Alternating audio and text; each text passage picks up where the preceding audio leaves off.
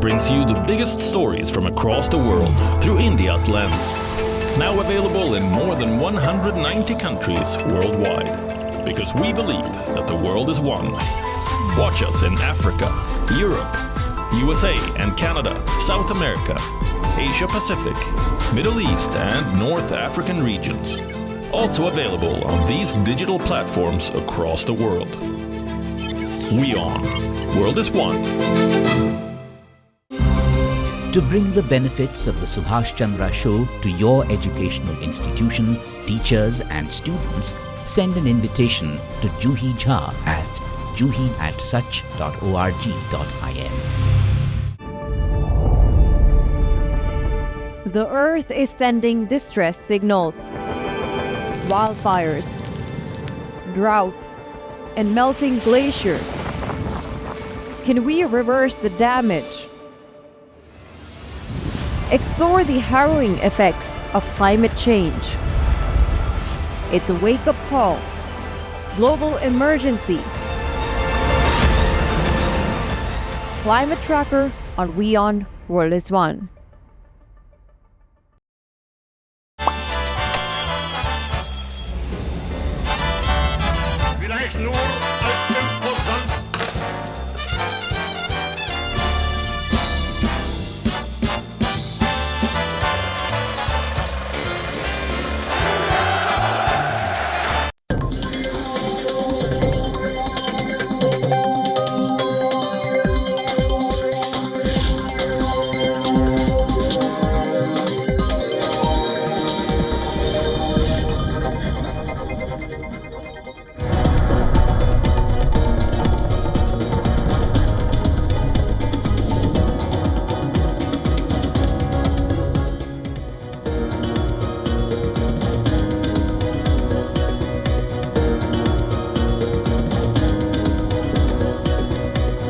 Welcome back, viewers. You're watching WION World is One. This is World DNA, the show that gets you ahead of the rest. I'm Shivan Chandna. And I'm Jyotsna Kumar. And just minutes after being sworn in as the 47th President of the United States, Donald Trump sprung into action, announcing a slew of policy changes. His first act as president was to sign an avalanche of executive orders and proclamations. Well, along with that, Trump began signing executive orders on stage at Capitol Arena as thousands of supporters cheered. He was also signing them while interacting with the media, and a lot of announcements have already been made. We will be getting into all of them on the show right here. Let's start with the headlines first. This is World DNA.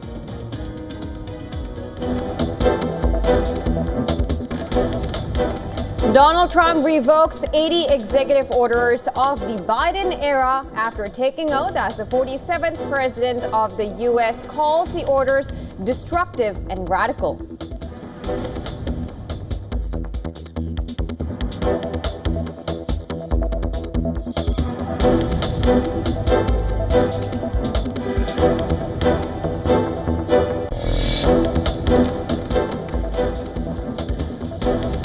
Trump signs pardons for participants in the January 6, 2021 riot at the U.S. Capitol who attempted to overturn the 2020 election results.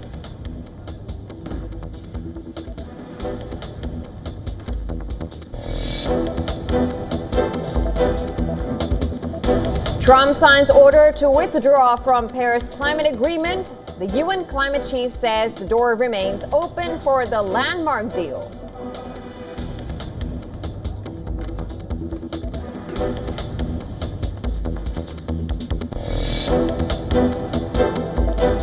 The U.S. Senate has voted unanimously to confirm Senator Marco Rubio as the Secretary of State in Trump's administration.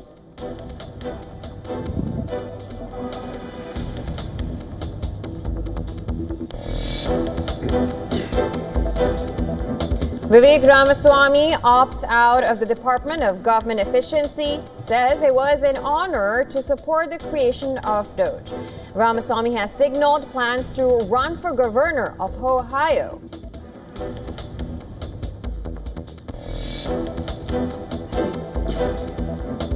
Senate gives final approval to migrant crackdown bill. Trump to sign legislation at the Oval Office.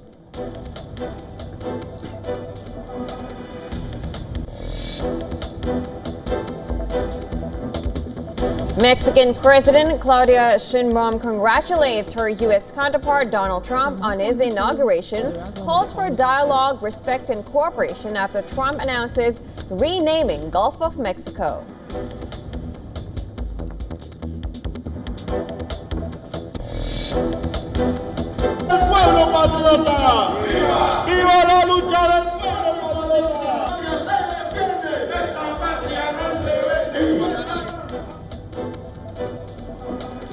Protests erupt against Donald Trump's threats of taking back the Panama Canal.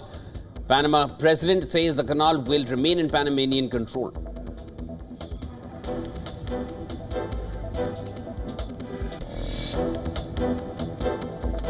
"915 air trucks have crossed into Gaza one day after as the 6-week ceasefire deal between Israel and Hamas comes into effect. 300 trucks to go to famine hit northern Gaza.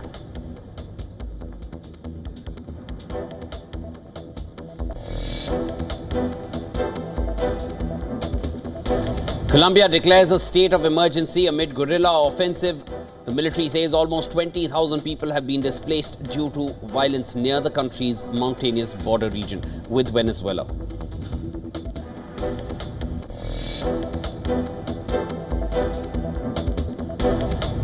Chelsea end their 5-game winless run with a 3-1 victory over relegation-threatened Wolves. 3-1, the win takes the Blues back in the top 4 of the English Premier League.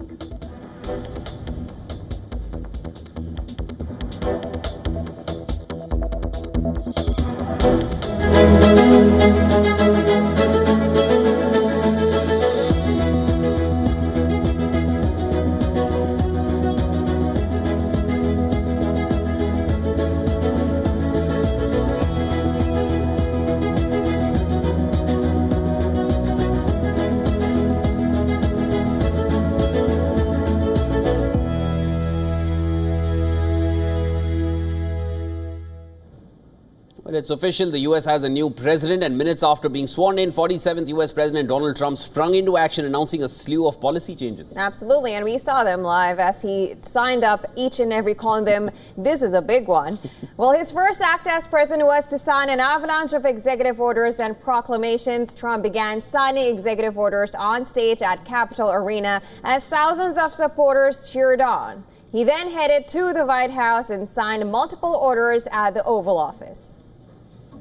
Now, at the Capitol One Arena, Trump signed an order to withdraw the United States from the Paris Climate Agreement for a second time in a decade. He also signed a formal letter to the United Nations notifying the global body of the country's intent to leave the landmark 2015 accord. Trump also signed an executive order on Monday requiring federal workers return to the office full-time. Trump also signed pardons for participants in the January 6, 2021 riot at the U.S. Capitol. More than 1,500 people were charged in connection with the assault on Congress by Trump supporters who were seeking to disrupt certification of Democrat Joe Biden's election victory. We understand the objectives of government going forward.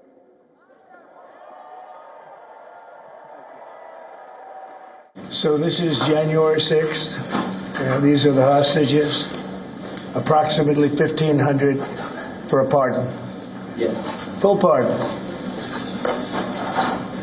Full pardon or commutations? Full pardon. We have about 6 commutations in there where we're doing further research. Claiming a mandate to reshape American institutions, Trump set to work to unravel Joe Biden's legacy. He revokes 80 executive orders of the Biden era, calling them destructive and radical.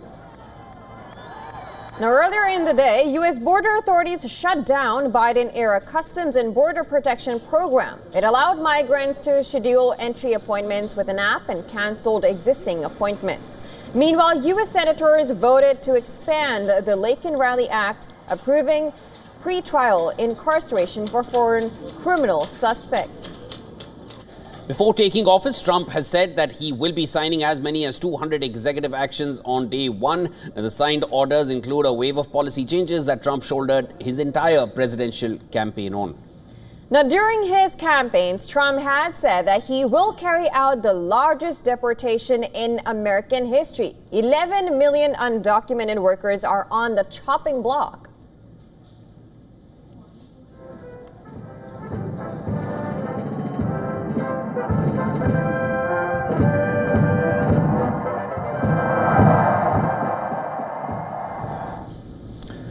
And for more on this, we are now joined by Bishop Garrison, former senior advisor to the Secretary of Defense, United States.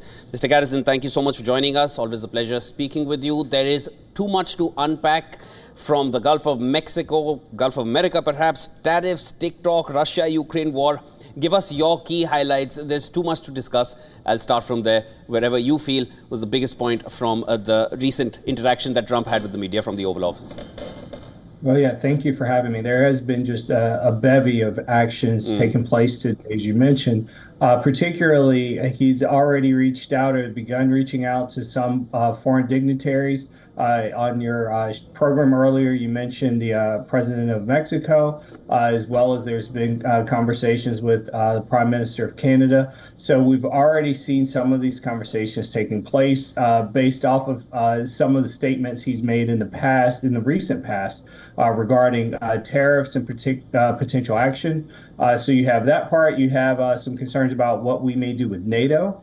He's said previously that he wasn't sure if he fully supported Article 5 of NATO, so there may be some activity there. I believe it was announced just recently that plans for the United States to remove itself from the WHO. So on top of what you've already mentioned with the Paris Accords, the climate agreements, we've already had a lot of international policy, foreign policy coming out from the Trump administration here in the first few hours. Absolutely. Now, I want to go and ask you of how are people actually looking at this? Of course, this was all the campaign. We heard that this is coming, or this was to come. How are the people reacting in America? Well, right now he's doing exactly what he said he was going to do on many of the counts. So I don't think there's been too much surprise so far. But again, we're in the first half day so far. Here in the United States in the evening. So yes. I think there's a lot more to come. Just within the past hour, he signed and announced the pardons for 1,500 individuals that were a part of January 6th. So there's going to be a lot more reaction in the next or the coming hours, I should say, in the morning time here. But I don't think anyone at this point should be that shocked by a lot of what we've seen. That's exactly what he has said for months he was going to do. You mentioned the pardons for the 1,500 people involved in the January 6th riots. I just want to take a little further on that. Trump mentioned very categorically that Biden has set a wrong precedent by giving pardons to his family members and many people that he knows. And this comes within an hour, perhaps, around the same time when he himself pardons 1,500 people who the entire world saw, carrying out that riot on the Capitol. Do you find any kind of irony there? Or what are your thoughts on that? Well, I mean, it reminds us that the power of the president to pardon individuals that he believes has been wronged is absolute. So you're going to see from a discourse along the lines of a political campaign talking points, regardless of the party, different individuals taking the opportunity to slight their opponents when it comes to utilization of something like the pardon power. But he's doing exactly what every other president before him has done, and he's taking advantage of that power. Right. And now, of course, I also want to take your perspective on the foreign policy. He's announced on Venezuela, on Mexico, on Russia and Ukraine, taking questions from the press, saying that, yes, he is looking forward to solving the war. The war starts at Oval Office. Perhaps it ends at Oval Office. What are your perspective, and how would you look at Trump's, foreign take on a foreign policy? What do you say on that? Well, when it comes to Russia-Ukraine, look, this is a war that Vladimir Putin said was going to last 3 days, and we've been here years now. So it's quite the quagmire. You're seeing it's having, it has had for months now, domestic implications interior to Russia. with a lot of the sanctions hitting them hard on their economy and their ability to trade their gas and petroleum products. So I'm not so sure that we're going to see this go away or be resolved overnight or very quickly. I think that the Ukrainian people have continued to demonstrate their resolve, and they see themselves as this is an existential fight, and they're going to continue to engage in it. So I do think there's always going to be an opportunity for a country like the United States to step in and attempt to be an honest broker and help bring about peace. But in this instant, I'm not so sure that we're going to see that quickly or efficiently. Mr. Garrison, as far as the Department of Government Efficiency was concerned, we knew it was Elon Musk and Vivek Ramaswamy. Vivek Ramaswamy, who is a politician, and Elon Musk we know as the tech mogul. And that seemed like a partnership which would carry this forward with one seasoned, or I would say like a full-time politician there as well, and a leader who would understand the government workings. But now Vivek Ramaswamy is not there. Do you feel that Elon Musk, what kind of power do you feel he now would have in his hands with this entire department to work with? Well, I say this: the makeup and design of this department is completely new to begin with. We've never really had a co-lead for a federal organization in the way that was designed. So I think they're better suited to have one person as the director and the administrator that's leading the charge and trying to make decisions and navigate a lot of the complexities that you're going to see in the level of bureaucracy that the United States has. Vivek announced that he was going to run for governor in Ohio. I think given his background and given some of the political dynamics there, is probably a strong opportunity for him to have success. And now look, having served in multiple administrations and on campaigns, I've seen, and in the Army myself, I've seen the level of bureaucracy that can exist and does exist in the United States government. So if there is an opportunity for someone like Elon Musk to help identify some levels of efficiencies and help us address them, then we should all look at him to take that opportunity to do so. I will say that having, again, navigated these types of bureaucracies, I think it's a lot easier said than done. And it's going to take some time and some collaborative efforts across not only the political spectrums, but of course the very dedicated civil servants that work in those organizations to help identify what the nature of the possible is and can be, and actually engage on it. Right, and also I would like you to speak about as I would call it, Trump's favorite word, as he calls it, the beautiful word in his dictionary, tariffs. Like, he did announce that, he's probably going to have 25% tariffs on Canada and Mexico. What are your perspective on that? And he did mention it's tariffs. He wouldn't want to call them sanctions. Absolutely, tariffs is his favorite word. Are tariffs the new sanctions now? That I can't speak to, and then orange is the new black type of situation. What I can say is, look, he's looking for opportunities to bring other leaders to the table and have these types of conversations, have these discussions around what could potentially be in the best interest of the United States. Tariffs is a way to go. I think you'll have a lot of economists that ask questions about whether or not it is the best possible route that we can take. But again, he's stated that he's looking at February 1st. So that gives some cushion, some time for the new administration to get in and for him to have these conversations with foreign leaders, foreign dignitaries about this. And he has not announced any tariffs beyond that at this point. So I think that some of this kind of remains to be seen. We're going to have to be in a wait and see mode, unfortunately. But there is room for a lot of collaborative effort, a lot of conversations between the United States and its allies and its partners around this particular topic before they go into effect. Mr. Garrison, given your background in the U.S. military, I wanted to get your thoughts on where do you feel tensions around the world, whether it's West Asia, whether it's in Europe, whether it's in the eastern region of the world, where do you feel those would be heading from now? We know Donald Trump has had good relations, or at least some relations, with North Korean leader as well, and Putin in the past. Do you feel some kind of the temperatures would be coming down now across the world? We're going to have to again just to some degree wait and see, particularly when it comes to China, for instance. In his first administration, he was more so hawkish on China, but here in the beginning of this administration, he's reached out to Chinese leadership. Breaking They tradition. sent a representative, the vice president, to his inauguration. He had the CEO of TikTok at his inauguration, so he's looking for opportunities to broaden the overall conversations.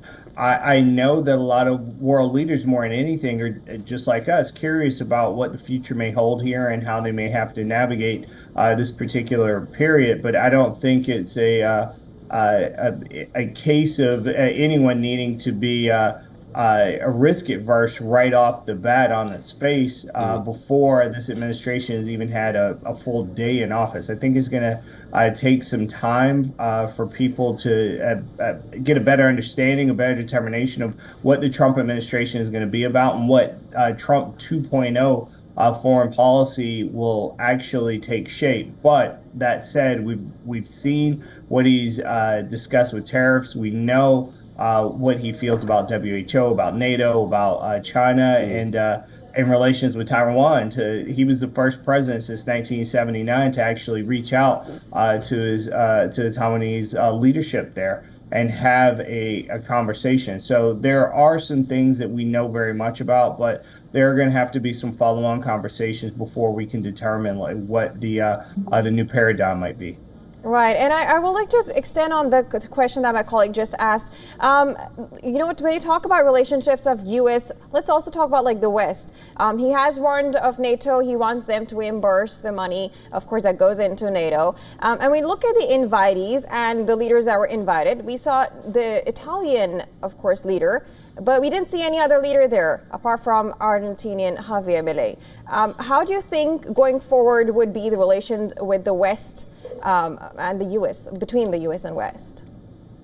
Well, I will say that every president, to include Trump 1.0, before this administration has mentioned that the countries needed to get their spending up to the agreed upon 2% in support of military mission as a part of NATO.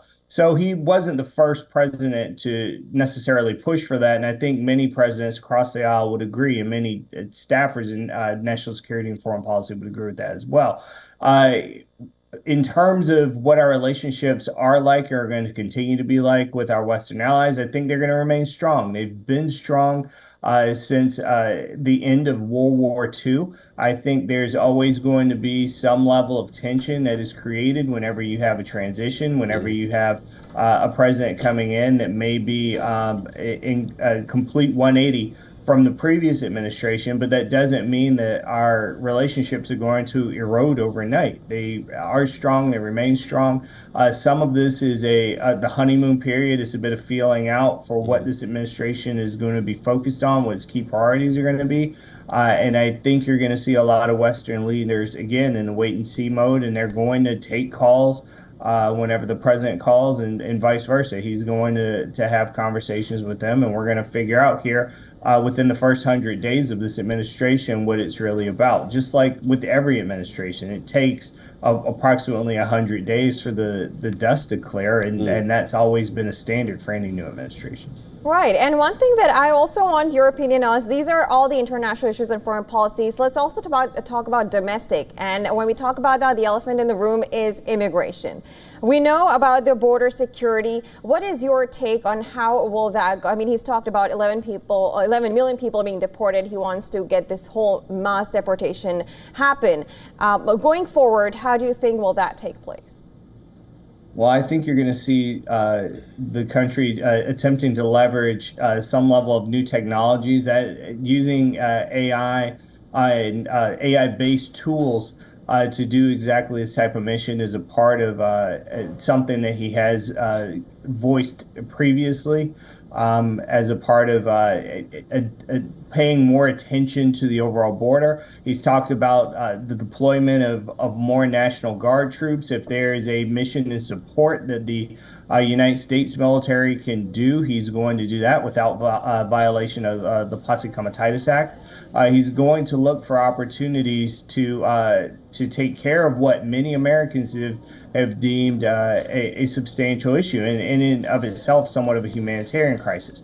Now, do we have the infrastructure in place to really push that many people out as quickly or efficiently or safely as possible? I don't know if that's the case.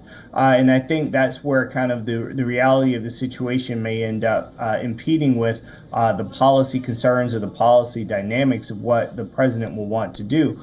But he's going to make an effort in engaging this, and it's going to be interesting to see how this plays out. Well, Trump has done exactly what he had spoken of all through his presidential campaign. But I think the last 2 hours, it seems like an overdose of developments, as far as you're really trying to get your head around what all, is going to happen next, because he's really announced a lot. And of course, all those executive orders have been signed in public view. Thank you so much for joining us. That was Bishop Garrison, former senior advisor to the Secretary of Defense in the United States. Pleasure speaking with you, sir. Thank you for having me. And well, United States President Donald Trump has signed an executive order to withdraw the country from the Paris Climate Agreement. And this, of course, marks a second exit in less than a decade. Following this, he signed a formal letter to the United Nations notifying the global body of the country's intent to leave the 2015 accord. The accord is aimed at limiting long-term global warming to 1.5 degrees Celsius above pre-industrial levels, or failing that, keeping temperatures at least well below 2 degrees Celsius above pre-industrial levels. Now, the accord is voluntary and allows nations to provide targets to cut their own emissions of greenhouse gases from the burning of coal, oil and natural gas. Now, with this move, the U.S. joins a small group of nations such as Iran, Libya and Yemen that are not part of the accord. Under the agreement's rules, existing would take a year after submitting formal notice to the UN. United Nations Secretary General Antonio Guterres, through a spokesperson, expressed confidence that U.S. cities, states and businesses would continue to push for low-carbon economic growth despite the federal government's withdrawal. Now, besides initiating U.S. withdrawal from the Paris Climate Accord, Trump, after being sworn in, declared a national energy emergency to expand drilling in the U.S., which is the world's top oil and gas producers. And also, he said he will scrap vehicle emission standards that amount to an electric vehicle mandate. Moreover, he vowed to curb wind farms.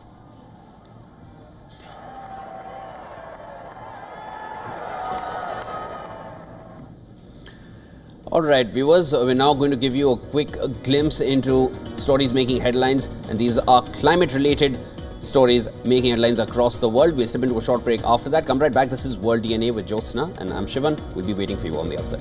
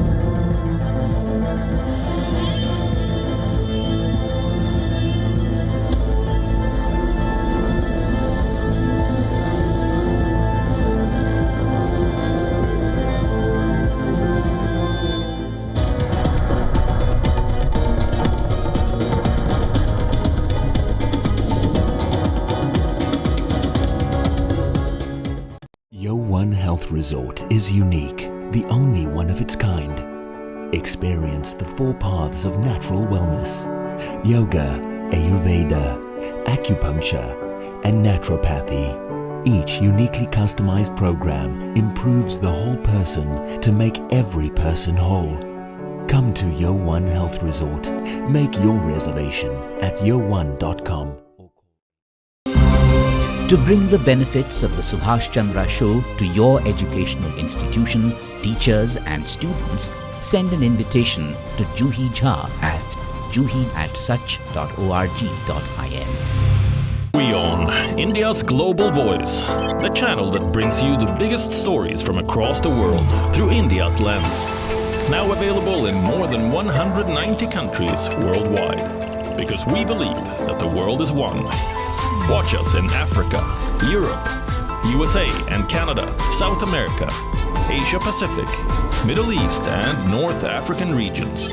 Also available on these digital platforms across the world. WION, World is One. The Earth is sending distress signals.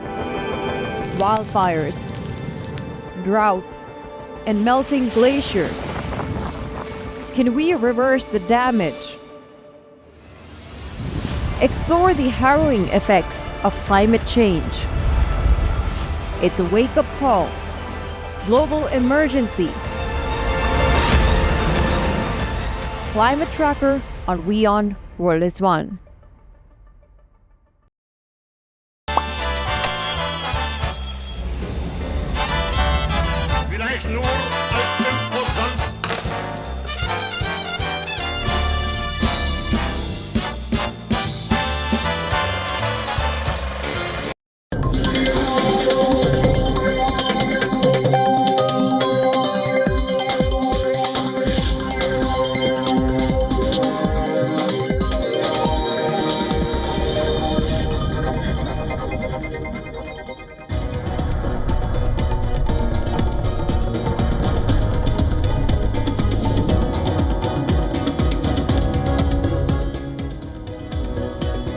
Welcome back. You're watching World DNA with me, Jyotsna Kumar, and my colleague Shivantan. Now, let's begin with the headlines.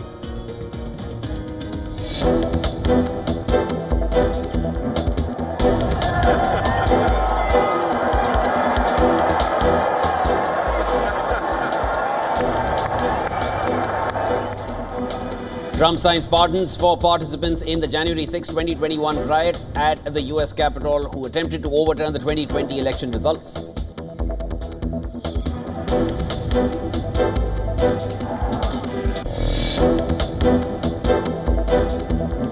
President Donald Trump reverses Biden's decision to remove Cuba from a blacklist of state sponsors of terrorism, dumps 80 executive orders of Biden era.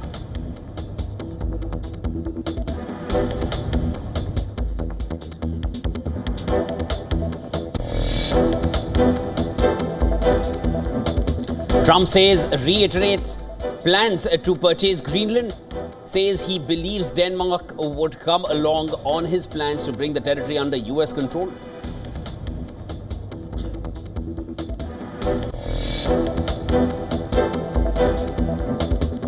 Trump says Vladimir Putin destroying Russia by not making a deal to end the war with Ukraine.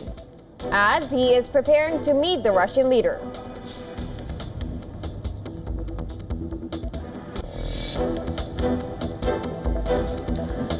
President Donald Trump says he expects to enact 25% tariffs on major US trading partners Mexico and Canada on the 1st of Feb.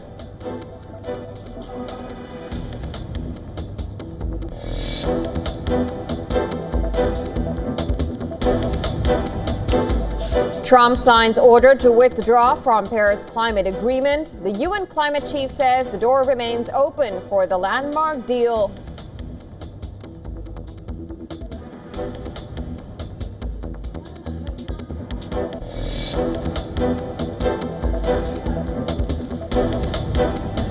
The US Senate has voted unanimously to confirm Senator Marco Rubio as the Secretary of State in Trump's administration.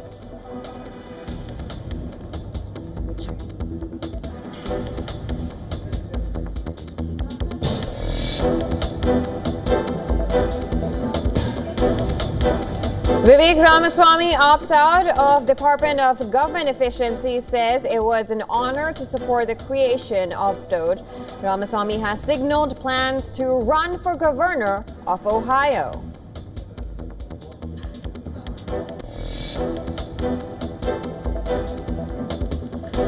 "915 trucks have crossed into Gaza one day after as the 6-week ceasefire deal between Israel and Hamas came into effect. 300 trucks to go to famine-hit northern Gaza.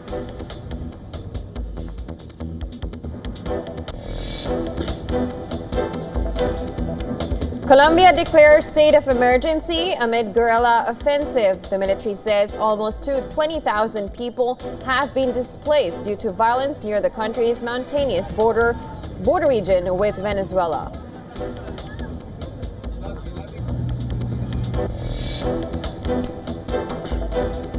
Chelsea end their 5-game winless run with a 3-1 victory over relegation-threatened Wolves 3-1. The win takes the Blues back in the top 4 of the English Premier League.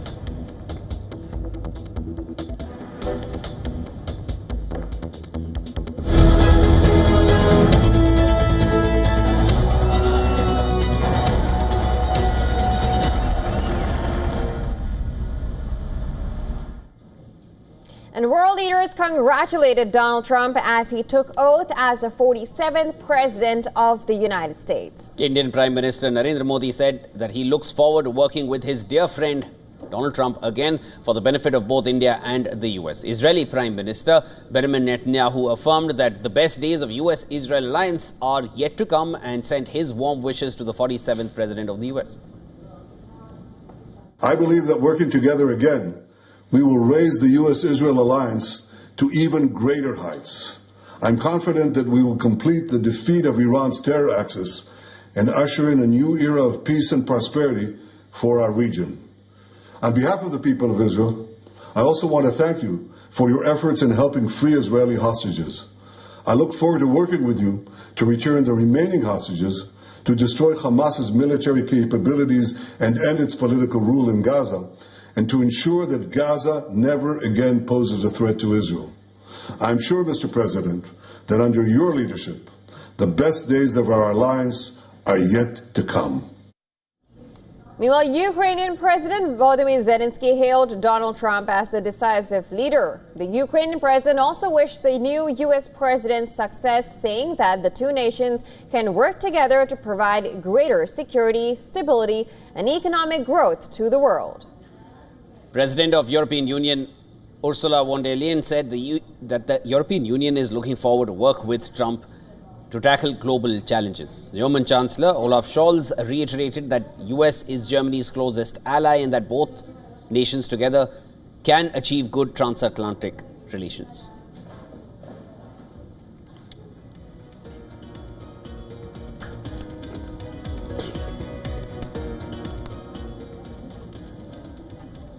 And for more on this, our correspondent Susan Tayani has sent us this report. Take a look.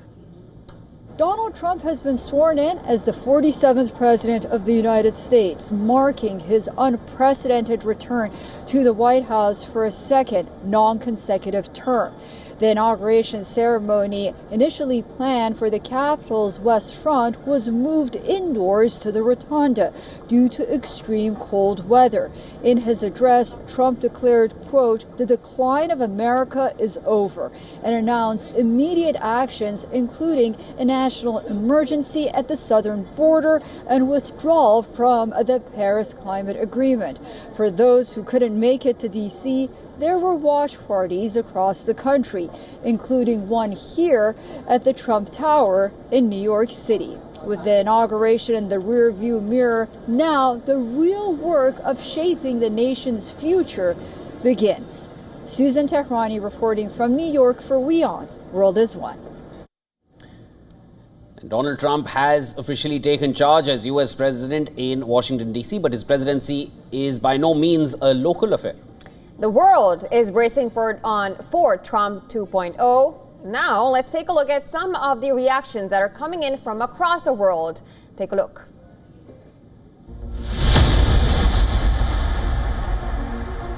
I think that he, Trump, could help end the war, but it won't be quick, and it is not a fact that it would be in our favor. I can't say anything about it. At the front line, everything is terrible.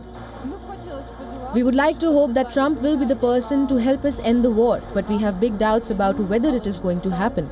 We hope for the best, but there won't be any quick and positive changes for sure.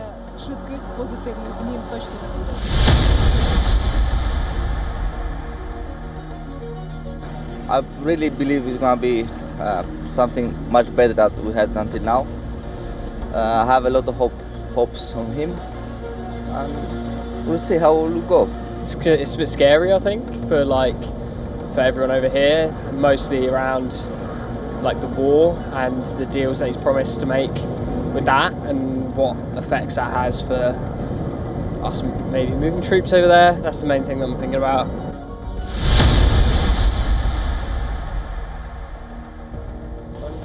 I think Trump is a bit dangerous. His thinking is quite intense. Perhaps politically, he will have his advantages, but that won't necessarily be a positive thing for world peace. I think it's up to the wisdom of the leadership here in Taiwan. We are a small country seeking to survive in difficult circumstances, whether it is to capitalize on US political interests or our geopolitical advantages.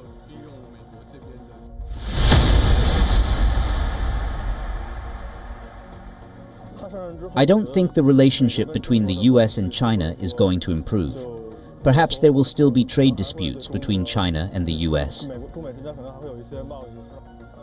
He's been fighting a trade war for years, but it's never brought any benefit to either country or to the world.